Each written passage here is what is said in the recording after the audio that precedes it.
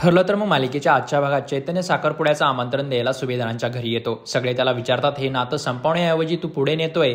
चैतन्य म्हणतो साक्षीच्या वडिलांनी जे काही केलं असेल पण साक्षी तशी नाहीये। कल्पना म्हणते तू सगळा विचार केलाय ना बाळा। चैतन्य म्हणतो हो मावशी, आता कोणालाही काही वाटू दे, मी साक्षीशीच लग्न करणार आहे। ही एंगेजमेंट उद्याच घरातल्या घरात होणार आहे आणि त्यात माझ्या जवळची माणसं माझ्या बरोबर असतील तर मला नक्कीच आनंद होईल। तुम्ही सगळे माझ्या आई वडिलांसारखे आहेत। माझ्या आयुष्याचा इतक्या महत्त्वाच्या क्षणी मला तुम्ही तिथे हवे आहात।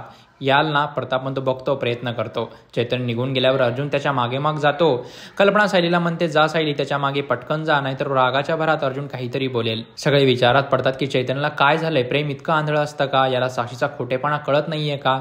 चैतन्याला अर्जुन थांबवतो। चैतन्य म्हणतो प्लीज आता तू साक्षीला परत काहीतरी बोलणार आणि मी तुझ्यावर चिडणार, त्यापेक्षा मला काँग्रेट्स म्हण आणि जा। अर्जुन म्हणतो माझ्या बेस्ट विशेष नेहमी तुझ्यासोबत आहेत, पण तुझी लाईफ डिस्ट्रॉय होताना मी पाहू शकत नाही। साक्षीच्या बऱ्याच गोष्टी आहेत ज्या तुला माहीत नाहीयेत। लाईफ पार्टनरसाठी जो बॉन्ड लागतो तो फक्त तुझ्या बाजूने आहे, तिच्या बाजूने काहीच नाहीये। ती फसवते तुला, ती तुझे प्रॉब्लेम कधीच सोडवत नाहीये, उलट वाढवेल। चैतन्य त्याचं काहीच ऐकत नाही, उलट म्हणतो त्याचं स्वतःचं लग्न खोटं आहे आणि कागदावर सह्या करण्यापुरतं आहे, त्याने दुसऱ्याला लग्नाचा अर्थ समजावू नये। असे बोलून चैतन्य रागाने तिथून निघून जातो। साक्षी साखरपुड्याची तयारी करत असते। साक्षी प्रियाला कॉल करून उद्याच्या एंगेजमेंटला यायला इन्व्हिटेशन देते। प्रिया म्हणते मला नाही पॉसिबल होणार, किल्लेदार मला तुझ्याकडे येऊच देणार नाही। तेवढ्यात चैतन्य रागाने येतो आणि रूम मध्ये निघून जातो। सायली अर्जुनला म्हणते आता फक्त एवढाच फोटो पुरेसा होणार नाहीये। चैतन्य सरांना विश्वास बसणार नाही यावर, या फोटोवरून सिद्ध काहीच होणार नाही। साक्षीच्या विरोधात आणखी पुरावे शोधावे लागणार आहेत।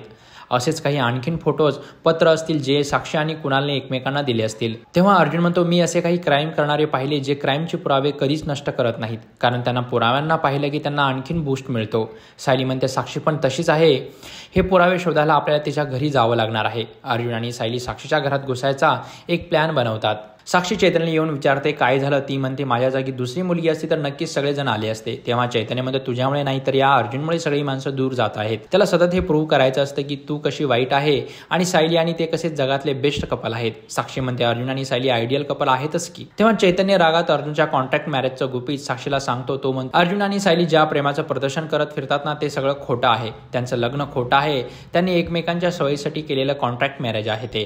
अर्जुनला तन्वीशी लग्न करायचं नव्हतं आणि सायलीला मधुभाऊंची केस लढण्यासाठी बिना पैशाचा वकील सापडत नव्हता, म्हणून दोघांनी एकमेकांच्या सोयीसाठी हे कॉन्ट्रॅक्ट मॅरेज केले आहे। हे ऐकून साक्षीला धक्काच बसतो।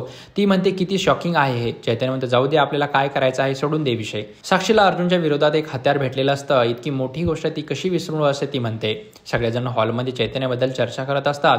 अर्जुन आणि सायलीने सुद्धा उद्या साक्षीच्या घरात घुसून पुरावे गोळा करण्याचा प्लॅन केलेला असतो। पुढच्या भागात आपण पाहणार आहोत साक्षी आणि चैतन्याच्या एंगेजमेंटला सगळेजण जमतात। सुभेदार फॅमिलीला पाहून चैतन्यही खूप खुश होतो। अर्जुन सायली ही एंगेजमेंटला येतात। ते साक्षीच्या विरोधात पुरावे गोळा करण्यात यशस्वी होतात आणि सगळे सत्य चैतन्य समोर ठेवतात। तेव्हा चैतन्य म्हणतो मी आता हा साखरपुडा मोडतोय। तेव्हा अर्जुन त्याला थांबवतो आणि म्हणतो हा खेळ साक्षीने चालू केला होता, पण संपवायचा आपण। तर प्रेक्षक तुमच्या आवडत्या मराठी मालिकेचे अपडेट जाणून घेण्यासाठी मराठी व्हिडिओ या चॅनलला नक्की सबस्क्राईब करा।